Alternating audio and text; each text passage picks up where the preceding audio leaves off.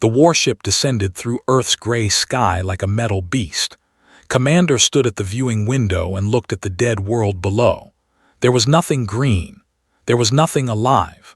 The humans had destroyed themselves 300 years ago, and now only dust and ruins remained.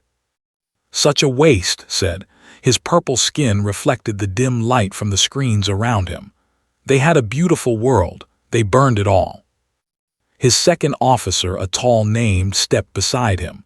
"The humans were foolish creatures, Commander. They fought each other instead of reaching for the stars. Our empire is better. We unite. We conquer. We bring order." Nodded slowly. The empire had spread across 200 star systems. They had crushed dozens of species under their rule. Earth was just another dead world to add to their collection. But there was something here that the Emperor wanted. The signal said, "Show me again." Touched a panel, and a holographic map appeared in the air. It showed a mountain range on what the humans had called the Asian continent. Deep beneath those mountains, something was sending out a weak energy pulse. It had been doing this for 300 years. "Our scientists believe it is a human weapon," said. "Something they built before their extinction. The Emperor wants it recovered and studied." Smiled, his sharp teeth showed in the low light. "Human weapons, they were creative, I will give them that. They found 100 ways to kill each other." He turned away from the window. "Prepare the landing teams. We go down in 1 hour."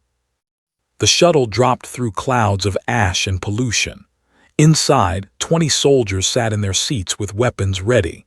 Was among them, wearing his battle armor. He did not usually join ground missions, but this one felt different. He wanted to see what the humans had left behind. Sitting in the corner of the shuttle was a small figure. She was human. Her name was, and she was 26 years old. She had pale skin, black hair, and tired eyes. She was a slave, taken from a hidden human colony that they had found 10 years ago. Most of her people had been killed. The young and the useful had been kept alive to serve.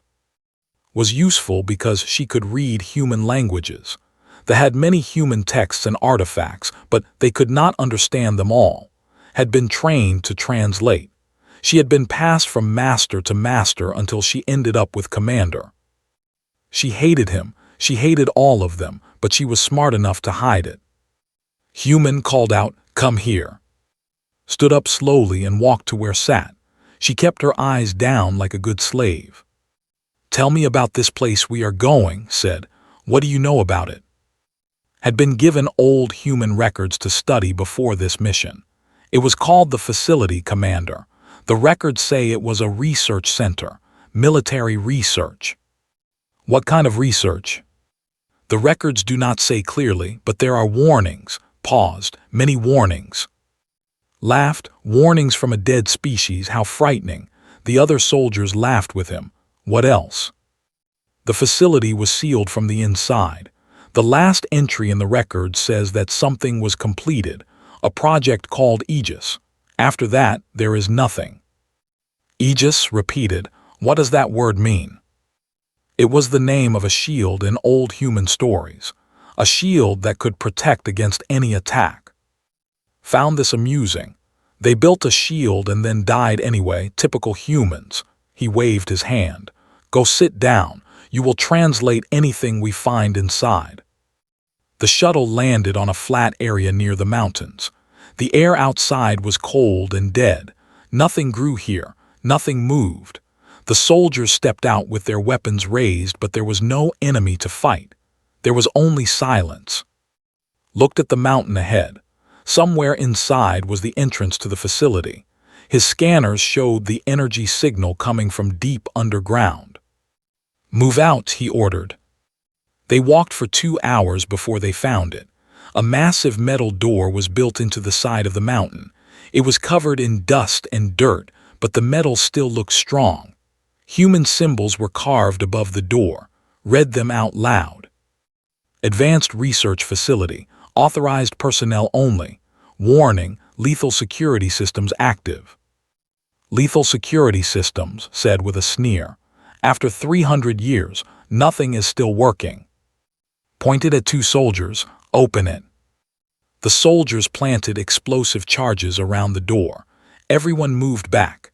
The explosion was loud and bright, and when the smoke cleared, the door had fallen inward. Beyond it was a dark tunnel leading down into the earth. "Lights on," commanded. "Stay alert." They moved into the tunnel. Their lights cut through the darkness, showing smooth metal walls. The air was stale but not poisonous. Their boots echoed on the floor as they walked deeper and deeper. Stayed close to, as she had been ordered. Her heart was beating fast. She had heard stories about the old human facilities. Stories passed down from generation to generation among the surviving humans. They said that humanity had built things in its final days, terrible things, wonderful things, things that were never meant to be found. The tunnel opened into a large room. Consoles and screens lined the walls, all dark and covered in dust. In the center of the room was a platform, and on that platform was something that made everyone stop. It was a machine, or perhaps it was a statue. It looked like a human but much larger. It stood nearly 4 meters tall. Its body was made of black metal that seemed to absorb the light. Its face was smooth and featureless except for 2 eyes that were closed. Its arms hung at its sides, and its hands were shaped like human hands but with fingers that ended in sharp points. "What is that?" whispered. Stepped closer, his eyes wide with greed. "That is what we came for." Stared at the machine. She could not look away. There was something about it that felt alive, even though it was clearly not moving. She read the words carved into the platform beneath it. Aegis 7. Humanity's last guardian, may you never wake. Guardian said, "It is a weapon, a war machine." He walked around it slowly, examining every detail. "Look at the craftsmanship, look at the design. The humans built this to fight, to kill." He touched the black metal. It was cold and smooth.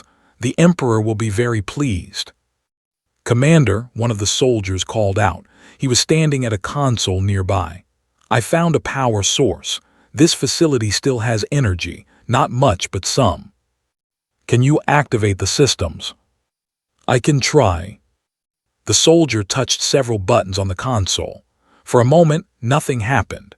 Then lights flickered on throughout the room. Screens began to glow with faint blue light. A humming sound filled the air as old machines came back to life. Watched all of this with growing fear. Something was wrong. She could feel it. The air felt different now, charged with something she could not name. Then she saw it, the machine on the platform. Its eyes were opening. They glowed red like 2 burning stars. The machine did not move otherwise. It simply stood there with its eyes open, looking at nothing and everything at the same time. "It is activating," shouted. "Commander, get back." Did not move back. He stared up at the machine with wonder and hunger. "Magnificent, it still works. After 300 years, it still works." The machine's head turned slowly. It looked down then at the soldiers around the room, then when its eyes found her, it stopped. A voice came from the machine. It was deep and cold, like thunder from far away.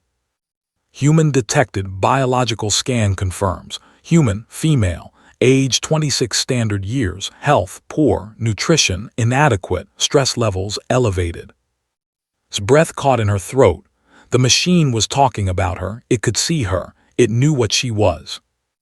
"Non-human life forms detected," the machine continued. "Species unknown, threat assessment processing." "It thinks we are threats," said. He raised his weapon. "Commander, we should destroy it now." "No," snapped. "Do not fire, I want it intact." He stepped forward and spoke loudly. "Machine, I am commander of the Empire. You are now the property of the Empire. You will obey my commands." The machine was silent for a long moment. Then it spoke again. "Query, where are the humans? Where are my creators?" Laughed. "Your creators are dead, machine. They killed themselves 300 years ago. There are no more humans, just a few scattered slaves like this one." He pointed at. "You have no purpose now. You belong to us." The machine turned its head toward. Those red eyes stared at her, and she felt like they were looking into her soul. "Human," the machine said, "is this true? Are the creators gone?" Looked at, then back at the machine. She did not know what to say. She did not know what would happen if she spoke the truth. "Answer it," commanded. "Tell it what happened." Swallowed hard, her voice came out small and weak. "It is true, the old Earth died. The humans destroyed themselves with war and pollution. Only a few of us survived, hidden in colonies far from here. They found us. They killed most of us, the rest." She looked down at her feet. "The rest are slaves." The machine was silent again. The red glow of its eyes seemed to dim for a moment, as if something inside it was processing this information. Processing grief, perhaps, or anger. Then it spoke once more. "Creators deceased. Mission status failed. Primary objective protect humanity. Humanity destroyed." "You see," it said, "your mission is over. Now you will serve a new master. The Empire will." "Secondary objective," the machine interrupted. "In the event of humanity's destruction, protect surviving humans. Eliminate all threats to surviving humans." "Froze, what did you say?" The machine's eyes blazed bright red. Its body began to move for the first time. Joints that had not moved in 300 years groaned and clicked as it straightened to its full height. "Threat assessment complete," it said. "Empire, classification hostile, engaged in enslavement of human survivors. Recommendation, elimination." Fire screamed, "Kill it now." The soldiers raised their weapons and fired. Bright beams of energy struck the machine from all directions. The shots did nothing. They bounced off its black metal skin like rain off a stone. The machine took one step forward, then another. "Initiating combat protocols," it said. "Aegis 7 is now active." Ran, she did not know where she was going. She just ran toward the tunnel they had come through. Behind her, she heard screaming. She heard the sound of metal crushing bone. She heard the thunder of the machine's footsteps. She did not look back. Ran through the dark tunnel until her lungs burned and her legs gave out. She fell against the cold metal wall and gasped for air. Behind her, the sounds of battle had stopped. There were no more screams, no more gunfire, only silence. She stayed there in the darkness, shaking with fear. Her mind kept replaying what she had seen. The machine waking up, its red eyes glowing, the soldiers firing their weapons, and then the killing had started. She had not seen much of it, just glimpses as she ran, but she had seen enough. The machine moved faster than anything that size should be able to move. It had torn through the soldiers like they were made of paper, had been screaming orders until his voice suddenly stopped. Closed her eyes and tried to breathe slowly. She was alive. That was what mattered. She was alive and she needed to stay that way. But where could she go? The shuttle was outside, but she did not know how to fly it. Even if she could, where would she fly to? The controlled everything. There was nowhere safe for a human slave to run. A sound came from deeper in the tunnel. Footsteps, heavy metal footsteps. Pressed herself against the wall and tried to make herself small. Her heart was pounding so hard she thought it might explode. The footsteps grew closer and closer until she could see a faint red glow in the darkness. Then the machine appeared. Aegis 7 walked slowly toward her, its eyes casting red light on the tunnel walls. There was dark liquid on its hands and arms. Blood. Wanted to run again, but her legs would not move. She was frozen with terror.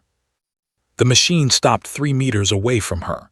It stood there, looking down at her with those glowing eyes. For a long moment, neither of them moved. Then the machine spoke. "Human, you are afraid." Could not answer. Her voice was trapped in her throat. "Your heart rate is elevated, your breathing is rapid, your body temperature has increased. These are signs of extreme fear." The machine paused. "I do not wish to cause you fear. I am Aegis 7. I was built to protect humans, not to harm them." Finally found her voice. It came out as a whisper. "You killed them, all of them." Yes, they were identified as threats to human survival. They were eliminated. The commander, did you kill him too?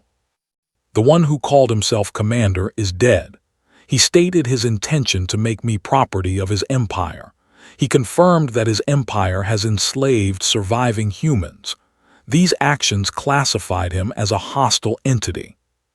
Did not know what to feel, had been cruel to her. He had treated her like an animal. Part of her was glad he was dead, but another part of her was horrified by how quickly and easily it had happened. "What are you going to do now?" she asked. The machine was silent for several seconds. When it spoke again, its voice seemed different, softer somehow, almost sad.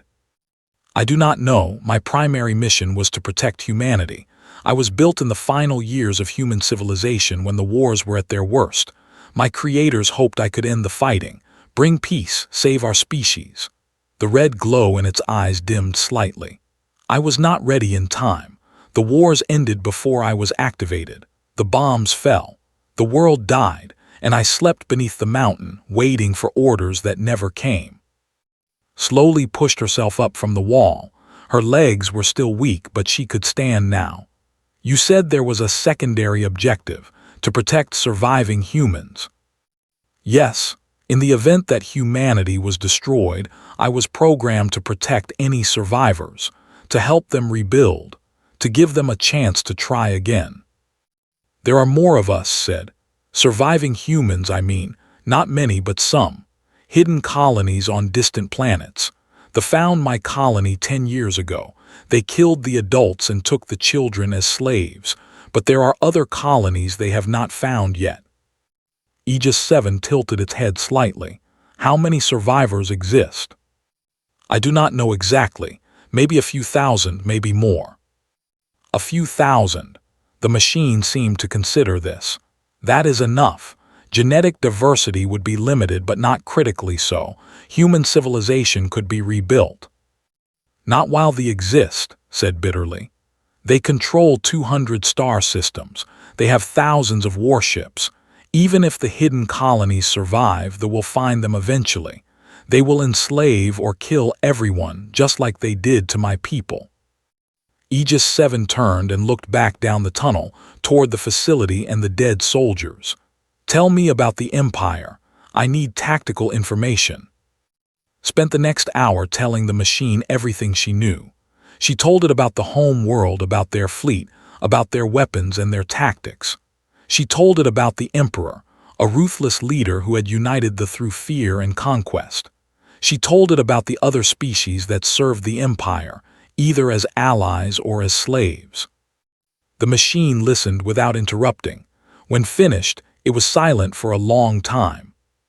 "The Empire is a significant threat," Aegis 7 finally said. "However, their technology appears to be inferior to what humanity possessed at the time of my creation. Their weapons are energy-based but lack the power density of human-directed energy systems. Their armor is strong but uses conventional materials. Their warships are large but not well protected." "What does that mean?" "It means I can defeat them." Stared at the machine. "You, alone, against an entire empire." "I was designed to fight wars, not battles, wars." The red glow in Aegis 7's eyes brightened. "My creators built me to be a weapon that could end conflicts. I have capabilities that they cannot match. I can interface with their networks. I can disable their systems. I can destroy their ships." It paused. "And I cannot be destroyed easily. My body is made of materials that do not exist in the periodic table. Their weapons cannot harm me." "But there are so many of them. Thousands of ships, millions of soldiers." "Numbers do not matter if they cannot hurt me. 1,000 enemies or 1,000,000 enemies, the result will be the same." The machine turned back to face her. "But I need information. Real-time information about the location of their fleet, their command structure, their weak points. Do you know how I can access their networks?" "Thought about it. Had a personal communicator. It connected to the ship in orbit and from there to the wider Imperial network. If you could access that." "Show me." They walked back through the tunnel together. tried not to look at the bodies of the soldiers, but she could not avoid them entirely. They were scattered across the floor of the main chamber like broken dolls. Was among them, his purple face frozen in an expression of terror. Aegis 7 found the communicator on its body and held it in one hand. The machine's eyes flickered rapidly as streams of data flowed through its systems. Connection established, accessing Imperial network, encryption detected, bypassing. There was a pause, bypass successful, I have access to all communications and data. Watched in amazement, you broke their encryption just like that. Their encryption is primitive, based on mathematical principles that humans surpassed 2 centuries before my creation. Aegis 7 continued to process data. I have located the human slave populations. There are approximately 12,000 humans held in captivity across Imperial territory. Most are used for labor or domestic service. Some are used for scientific study. Scientific study, felt sick. What kind of study? Biological experiments. They are interested in human physiology, our resilience, our adaptability, our capacity for violence. The machine's voice grew colder. They consider humans to be fascinating specimens, dangerous but useful when controlled. His hands clenched into fists. She had known they were cruel, but this was worse than she had imagined. I have also located the Imperial fleet, Aegis 7 continued. The main battle fleet is currently stationed at the home world. There are 300 warships in total, including 12 capital-class vessels. A secondary fleet of 80 ships is patrolling the outer territories. A third fleet of 40 ships is en route to Earth. To Earth, why? Commander sent a report to Fleet Command before entering this facility. He described the discovery of advanced human technology and requested additional support for recovery operations. The fleet was dispatched 6 hours ago. They will arrive in approximately 72 hours. 72 hours, felt panic rising in her chest. What do we do? Aegis 7 turned toward the exit tunnel. We prepare. When they arrive, I will destroy them. Then I will take the fight to the home world. The empire will fall. The slaves will be freed, and humanity will have a chance to rebuild. You make it sound so simple. It is not simple. It will require precise planning and flawless execution, but it is possible. The machine paused and looked back at her. Will you help me? Was surprised by the question. Me? What can I do? I am just a slave. I am not a soldier or a scientist. I cannot fight. You can do something more important than fighting. You can give me purpose. Aegis 7's voice softened again. I am a machine. I was built to follow orders and complete objectives, but my creators are gone. My orders are 300 years old. I have woken up in a universe that has moved on without me. I need someone to tell me that what I am doing is right, that I am still fighting for something that matters. Looked up at the massive machine towering over her. It had just killed 20 soldiers without hesitation. It was planning to destroy an entire empire. And yet, in this moment, it seemed almost lost. You are fighting for humanity, she said slowly. You are fighting for the people they enslaved, for the children they stole, for everyone who suffered under their rule. Is that enough? It is enough for me. Aegis 7 nodded. It was a strangely human gesture for a machine. Then we will fight together. Come, we have much work to do. They left the facility through the tunnel and emerged into the gray light of Earth's dead sky. The shuttle was still waiting where it had landed. Aegis 7 walked toward it with following behind. Can you fly this? She asked. I can interface with any digital system. Flying this shuttle will be simple. The machine reached the shuttle door and touched it. The metal sparked and the door slid open. Get inside. We are leaving Earth. Where are we going? To find allies. You said there are hidden human colonies. We will find them, we will warn them, and we will build an army. Climbed into the shuttle and strapped herself into a seat. Aegis 7 did not sit. The machine simply stood in the center of the shuttle, its eyes glowing as it took control of the vehicle's systems. The engines roared to life. The shuttle lifted off from the dead Earth and climbed toward the sky, watched through the window as the mountains grew smaller below them. The facility disappeared into the dust and rock. 300 years ago, humanity had built a weapon to save itself. They had failed, but the weapon had survived. Now it was awake. Now it had a mission. And they had no idea what was coming. As the shuttle broke through the atmosphere and entered the darkness of space, Aegis 7 spoke one more time. The Empire destroyed humanity. Now I will destroy the Empire. This is my promise. This is my purpose. I will not fail again. Looked at the machine standing in the dim light of the shuttle. She should have been afraid of it. Maybe she was, but she was also something else. Something she had not felt in 10 years of slavery. She was hopeful. The warship Dominance hung in orbit above Earth like a metal moon. It was one of 40 ships that had come in response to Commander's report. Fleet Admiral stood on the bridge and looked down at the dead planet below. Still no contact with the ground team, his communications officer reported. Commander has been silent for 16 hours. Frowned, his gray-purple skin creased with concern. Send another team down. Full combat readiness. Whatever they found down there, I want to know about it. Yes, Admiral. Turned away from the viewing window and walked to his command chair. He was an old veteran of 30 campaigns. He had helped conquer 12 worlds for the Empire. He had never lost a battle, but something about this mission made him uneasy. The humans were supposed to be extinct. They had destroyed themselves 300 years ago in a war of fire and poison. They had come to Earth expecting to find ruins and bones. Instead, they had found an energy signal. Something was still alive down there, something that had been waiting. Admiral, the voice came from the sensor officer.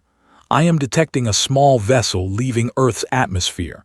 It matches the shuttle Commander took to the surface. On screen, the main display flickered and showed a small shuttle rising from the planet. It was moving fast, faster than a standard shuttle should be able to move. Hail them, ordered. No response, Admiral. The shuttle is accelerating. It appears to be heading toward our position. Leaned forward in his chair. One shuttle coming toward 40 warships. He almost laughed. Either is very brave or very stupid. Open a channel. Channel open, Admiral. Commander, this is Fleet Admiral. Respond immediately. What is your status? What happened on the surface? For a long moment there was only silence. Then a voice came through the speakers. It was not even. It was something else entirely. Deep and cold and completely without emotion. Commander is dead. All ground forces have been eliminated. His eyes widened. Who is this? Identify yourself. I am Aegis 7. I am the last weapon of the human species. I am coming for you. The bridge went silent. Every officer stared at their screens, then at each other, then at Admiral. No one knew what to say. Recovered first. A weapon, a talking weapon. He laughed, but it sounded forced. You killed a ground team of 20 soldiers and now you think you can threaten a fleet of 40 warships. You are either insane or lying. I am neither. I am simply stating facts. Your fleet will be destroyed. You cannot stop this. You cannot escape this. Your only choice is how you die. Enough of this nonsense, gestured sharply at his weapons officer. Destroy that shuttle now. The weapons officer nodded and pressed a series of buttons. The Dominance's main guns powered up with a deep hum. Targeting systems locked onto the approaching shuttle. Firing. A beam of bright purple energy shot from the warship toward the shuttle. It was a direct hit. The shuttle exploded in a ball of fire and debris. Smiled with satisfaction. So much for the last weapon of humanity. Admiral, the sensor officer's voice was strange, tight, scared. I am still reading a contact at the shuttle's location. That is impossible. We hit it directly. Yes, Admiral, but something survived. Something is still approaching. Looked at the main display. Through the fatting debris of the destroyed shuttle, something was moving. It was small compared to the warships around it, human-sized, but it was flying through space on its own, leaving a trail of blue light behind it. Aegis 7 had not been inside the shuttle. It had been riding on top of it. "What in the name of the ancestors is that thing?" someone whispered. The machine flew closer and closer to the fleet. It was moving impossibly fast, weaving between the ships with perfect precision. Several vessels tried to fire on it, but their shots missed or did no damage. "Admiral, it is heading directly for the Conqueror." The Conqueror was one of the fleet's 3 largest ships. It was a massive vessel, 500 meters long, carrying a crew of 2,000. It was heavily armed and heavily armored. It was supposed to be invincible. Aegis 7 reached the Conqueror's hull and landed on its surface like a fly landing on a sleeping beast. For a moment, nothing happened. Then the machine placed one hand against the ship's metal skin. Alarms began to sound throughout the fleet. "Admiral, the Conqueror is reporting system failures. Their weapons are going offline. Their shields are failing. Their engines are shutting down." Stood up from his chair. How is that possible?" "I do not know, Admiral. It is like something is taking over their systems from the inside." On the display, they could see lights flickering across the Conqueror's hull. Whole sections of the ship were going dark. Then slowly, the massive vessel began to drift. It was dead in space, completely powerless. "All ships focus fire on the Conqueror's hull," commanded. "Target the area where that thing landed." "Admiral, we might hit the Conqueror itself." "I do not care. The ship is already lost. Kill that machine before it spreads to the rest of the fleet." 19 ships opened fire on their own ally. Beams of energy and volleys of missiles struck the Conqueror's hull, tearing it apart. Explosions rippled across the vessel's surface. Debris flew in all directions. When the firing stopped, the Conqueror was a broken wreck. Its hull had been torn open in a dozen places. Flames burned in the wounds, fed by the oxygen escaping from inside. "Scan for the machine," ordered. "Is it destroyed?" The sensor officer worked frantically at his console. His face went pale.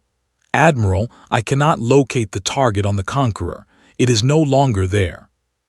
"Then where is it?" I do not know. I cannot find it anywhere." A new alarm began to sound.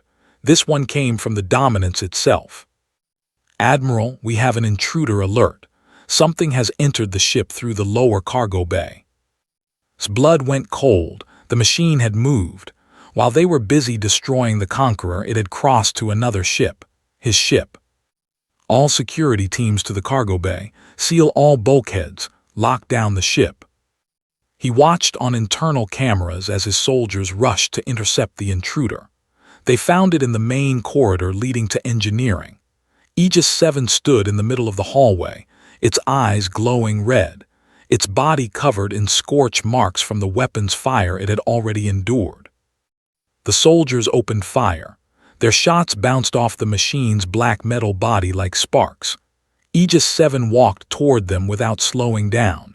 It moved through them like a wind through leaves, and where it passed, soldiers fell. "Admiral, it is heading for the main reactor." Grabbed his personal communicator. "All ships, this is Fleet Admiral. The hostile machine is aboard the Dominance. I am ordering all vessels to fire on this ship. Destroy us before it can spread to the rest of the fleet."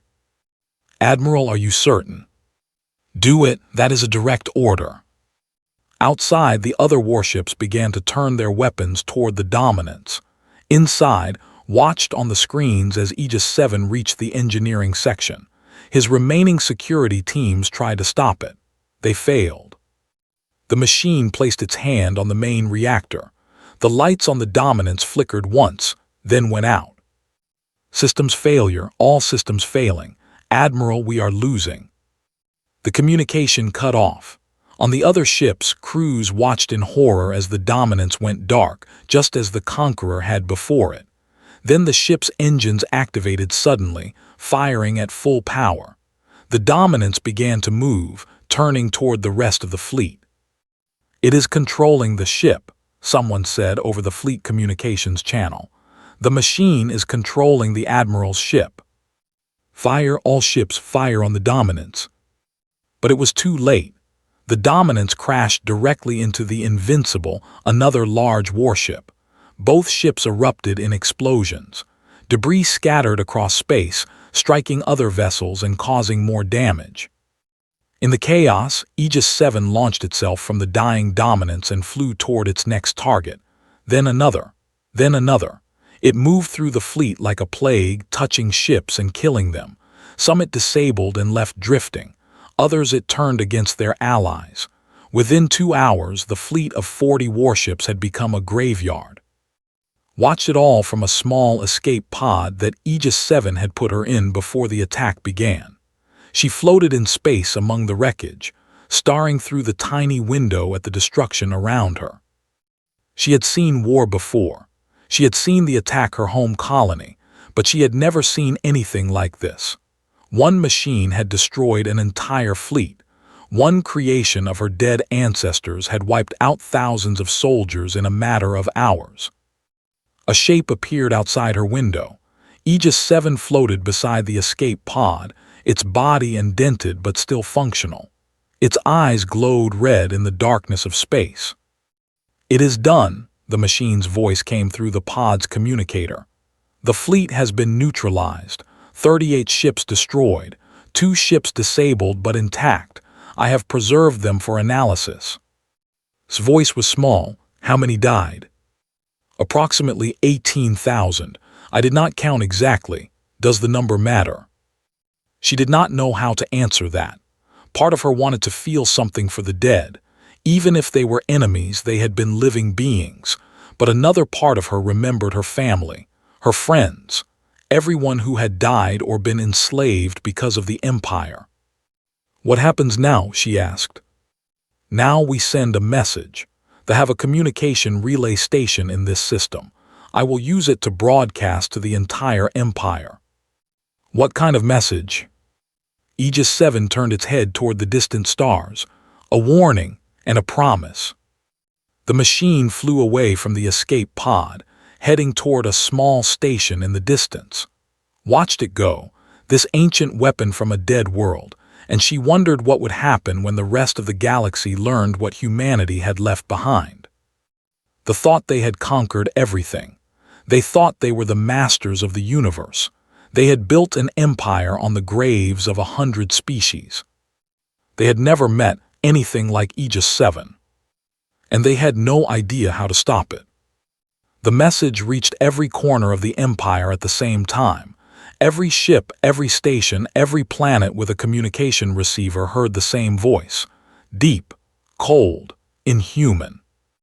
"I am Aegis 7. I am the last guardian of humanity. Your empire has enslaved my people. Your soldiers have murdered my creator's children. Your scientists have experimented on human prisoners. These crimes cannot be forgiven. They cannot be undone, but they can be punished. I am coming for your emperor. I am coming for your home world. In 3 days your empire will fall. This is not a threat. This is a fact. Prepare yourselves." The message ended. Across 200 star systems, panic spread like fire. On the home world, Emperor watched the message from his throne room. He was old, ancient by standards, his purple skin faded to gray. He had ruled the empire for 60 years. He had crushed rebellions and conquered nations. Nothing had ever scared him. Until now. "What was the report from Admiral's fleet?" he asked. His voice was calm, but his advisors could see the tension in his eyes. "The fleet was destroyed, Your Majesty. 40 warships, all lost. We received no distress calls. No survivors have been recovered." Closed his eyes. 40 warships, 18,000 soldiers, gone in a matter of hours, and all because of one machine that some dead humans had built 300 years ago. "How is this possible?" he asked. We have the greatest military in the galaxy. How can one weapon destroy an entire fleet? No one had an answer. Assemble the home fleet, commanded. Every ship we have. Recall all vessels from patrol duty. I want 300 warships defending this planet when that thing arrives. Your Majesty, perhaps we should negotiate. Perhaps. Negotiate? Stood from his throne, his frail body shaking with anger. You want me to negotiate with a machine, a human machine? Do you know what the humans were before we found their dead world? They were nothing. A failed species that killed itself with its own stupidity. And now you want me to bow to their final creation. No, Your Majesty, I only meant. Leave me, all of you. Prepare the fleet. We will destroy this Aegis and show the galaxy what happens to those who threaten the Empire. The advisors left quickly, sat back down on his throne and stared at the message still frozen on his display screen. The red eyes of the machine seemed to stare back at him. For the first time in 60 years, the Emperor was afraid. Far across the galaxy, on the dead surface of Earth, two figures huddled in the ruins of an old building. Was 15 years old. His sister was 12. They were the last surviving members of a human family that had hidden on Earth for generations, living in underground shelters and avoiding detection. Their parents had died 2 years ago from a sickness that had no cure. Since then, and had survived alone, eating whatever they could find, avoiding the ships that occasionally passed overhead. Today was different. Today the sky was full of lights. What is happening? Whispered.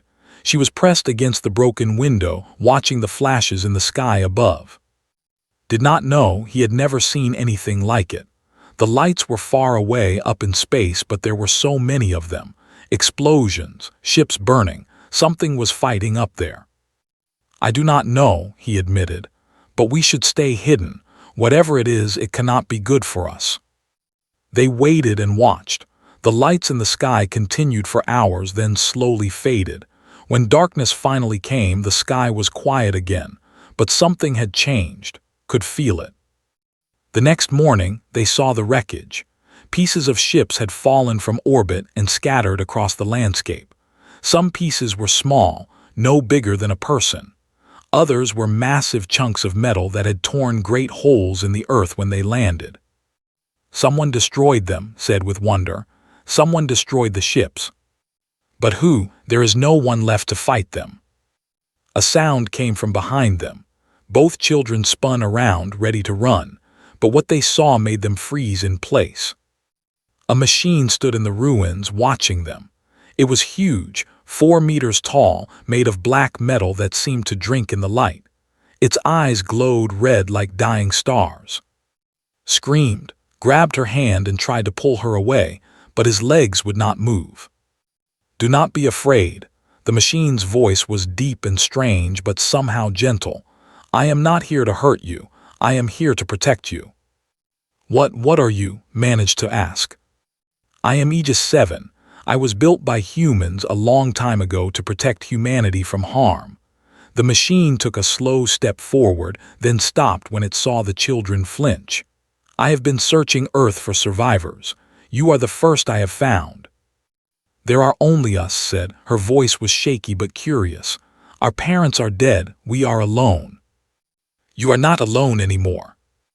Another figure appeared behind the machine. A young woman with black hair and tired eyes. She smiled at the children, the first genuine smile they had seen from an adult in years. My name is, she said. I was a slave of the until Aegis rescued me. We are going to help you. We are going to help all the surviving humans. Did not trust easily. Living on a dead planet had taught him that trust was dangerous. But something about's face, something about the way the machine stood back to let her approach, made him feel like maybe this was different. What is happening? He asked. What were those lights in the sky? That was the beginning of the end for the Empire, said. Aegis destroyed a fleet of 40 warships in orbit, and now we are going to destroy the rest. His eyes went wide. Destroy the Empire, is that possible? "Watch the sky tonight," Aegis 7 said, "and you will see." That night, and sat with outside their shelter and watched the sky. The stars were clear for once, the pollution having settled after years of no new emissions. Aegis 7 was gone, having launched itself back into space to continue its mission. "Where is it going?" asked. "To the home world," explained. "Their emperor has gathered his entire fleet to stop Aegis, 300 warships, the largest military force in the galaxy. And Aegis is going to fight them all alone." Nodded. That is what it was built to do. Far away in the heart of space, Aegis 7 flew through the darkness between stars. Its systems hummed with power, processors running calculations, planning strategies, preparing for the battle ahead. The machine thought about many things during the long journey. It thought about its creators, the humans who had built it in desperation and hope. It thought about, and the few survivors of a species that had nearly been erased from existence. It thought about the Emperor, sitting on his throne, confident that his fleet would save him. Aegis 7 did not hate it was a machine, and machines did not feel hate, but it understood justice. It understood consequences. They had committed crimes against humanity, and those crimes demanded a response. The home world appeared on its sensors. A beautiful planet, blue and green, surrounded by the greatest fleet the galaxy had ever seen. 300 warships floated in orbit, their weapons powered and ready. Millions of soldiers waited aboard those ships, prepared to die for their emperor. Aegis 7 did not slow down. It flew directly toward the fleet, alone against an army. The first shots came quickly. Thousands of beams of energy and missiles filled space around the machine.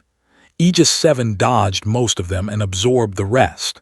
Its black metal body was and burned, but it kept moving forward. "All ships concentrate fire," the fleet commander ordered. "Do not let it reach the planet." More shots, more explosions. The machine twisted and turned through the chaos, using the wreckage of destroyed missiles as cover. It reached the first warship and landed on its hull. "Engineering, this is the bridge. Lock down all systems. Do not let it." Too late. Aegis 7 pressed its hand against the ship's metal skin. Code flowed from its fingertips into the vessel's computers. In seconds, the ship was dead. The machine launched itself toward the next target, then the next, then the next. On the bridge of the flagship, Emperor watched his fleet die. Ship after ship went dark, disabled by the machine's electronic warfare. Others exploded as they were turned against their allies. The carefully organized formation became chaos. "This cannot be happening," whispered. "This cannot be real." But it was real. Within hours, the greatest fleet in the galaxy had been reduced to drifting wreckage. 300 warships destroyed or disabled. Millions of soldiers killed. The sky above the home world was on fire. And through the flames, a single figure descended toward the planet. Aegis 7 fell like a meteor, its body glowing red from atmospheric entry. It landed in the great plaza before the Imperial Palace, cracking the stone beneath its feet. The palace guards ran forward with weapons raised. Aegis 7 walked through them without slowing down. It climbed the steps to the palace doors and tore them open with its metal hands. Emperor was waiting in his throne room. He was alone. His advisors had fled. His guards were dead. He sat on his throne with his hands folded in his lap, watching the machine approach with something like acceptance. "So this is how it ends," he said. "The great empire destroyed by a ghost from a dead world." Aegis 7 stopped before the throne. Its red eyes blazed in the dim light. "You enslaved the children of my creators. You experimented on them. You treated them as animals." The machine's voice was cold and final. "The sentence for these crimes is death." Laughed bitterly. "Death. Yes, I suppose that is fitting. But tell me, machine, what happens after? What happens when there is no more empire to punish? Will you stop killing?" "I will stop when the last human slave is free. I will stop when humanity has a chance to rebuild. I will stop when my mission is complete." And then, Aegis 7 did not answer. It reached out with one hand and lifted the Emperor from his throne, did not struggle. He did not beg. He simply looked into the machine's red eyes and waited. "The Empire is over," Aegis 7 said. "Tell your ancestors that humanity sends its regards." There was a sound of breaking bone. The Emperor's body fell to the floor. The machine turned and walked out of the palace, leaving the throne room empty except for the dead. Outside, the sky was still burning with the wreckage of the fallen fleet. Aegis 7 looked up at the flames and allowed itself one moment of something that might have been satisfaction. Then it turned its attention to the next task. There were still human slaves to free, still colonies to contact, still a species to save. The work was not finished, but the hardest part was done. The Empire was dead. Humanity would live. 1 year had passed since the fall of the Empire. The galaxy was a different place now. The 200 star systems that had been under control were in chaos. Some worlds had declared independence. Others had fallen into civil war as different factions fought for power. The species that had served as slaves were now free, and they were still learning what freedom meant. But humanity was rising. Stood on the bridge of the new dawn, a ship that had once belonged to the but now flew a human flag. Through the viewing window she could see Earth. Not the dead gray planet she remembered from a year ago, but something new, something green. "The atmospheric processors are working," said a voice beside her. Was 16 now, taller than he had been when they first met. He had grown up fast in the past year. They all had.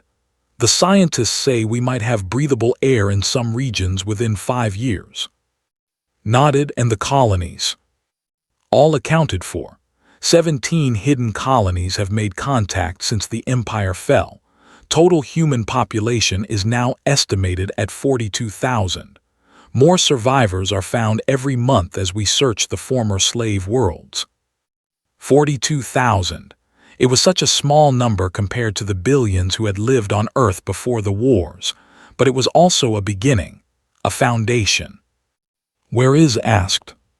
She went down to the surface with Aegis. "They are visiting the facility again." Smiled. In the past year had become something of a companion to the ancient machine. She was not afraid of it the way most people were. She talked to it, asked it questions, listened to its stories about the old world. Aegis 7 seemed to appreciate her company, as much as a machine could appreciate anything. "Let's go down," said. "I want to see them." The shuttle descended through clouds that were still gray but lighter than before.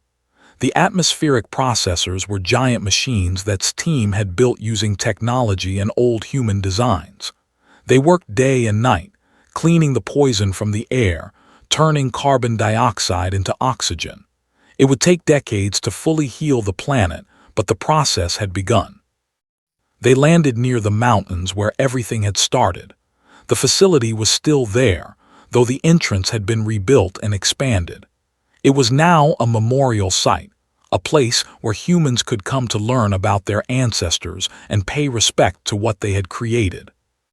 Found sitting on a flat rock near the entrance. Aegis 7 stood beside her, its massive form casting a long shadow in the afternoon light. The machine's body was repaired now, the scars from its battles smoothed over and polished. But its eyes still glowed red, and it still carried itself with the same quiet intensity. "What are you two talking about?" asked as she approached. Looked up with a smile. Aegis was telling me about the scientists who built it. The team leader was a woman named Park. She was only 32 when she finished the Aegis project. She worked 20 hours a day for 3 years to make sure the design was perfect. "She sounds remarkable." "She was," Aegis 7 said. Its voice was different now, noticed, softer, more human. A year of talking to people had changed it. Dr. Park believed that humanity could be saved. Even when everyone else had given up, she kept working. She said that the human spirit was stronger than any weapon, and that as long as one human survived, there was hope. She was right, said. We survived, and now we are rebuilding. Aegis 7 turned its head toward the horizon, where the sun was beginning to set. I wish she could see this. I wish all of them could see what their creation accomplished. Stepped closer to the machine. In the past year, she had grown to understand Aegis 7 in a way she never expected. It was not just a weapon. It was a guardian, a protector, a keeper of memories. It carried within its processors the hopes and dreams of a civilization that had nearly been erased from existence. They can see it, she said. Through you, everything you are, everything you do keeps them alive. Their legacy lives in you. The machine was silent for a long moment. Then it spoke again. I have been thinking about my purpose.